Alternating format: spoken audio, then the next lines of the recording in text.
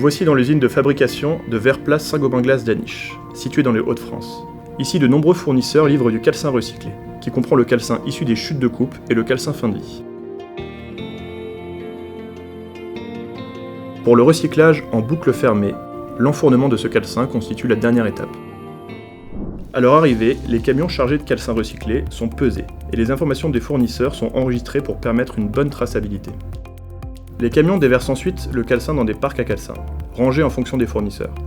Nous procédons à une vérification systématique du calcin réceptionné et en particulier du calcin fin de vie. En effet, des polluants comme l'aluminium pourraient dégrader le rendement de la production. La fabrication de verre plat à partir de calcin recyclé nécessite un calcin de haute qualité. À partir des parcs de stockage, le calcin est transporté sur des convoyeurs jusqu'au four.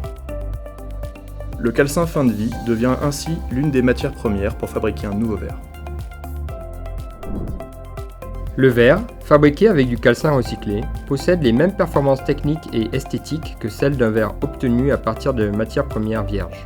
L'utilisation de calcin recyclé permet de décarboner la production du verre plat et de préserver les ressources naturelles. Grâce au développement du réseau Saint-Gobain Glace Recycling pour le recyclage en boucle fermée, Saint-Gobain Glace a réceptionné en 2022 environ 2800 tonnes de calcin issus du traitement de vitrage en fin de vie.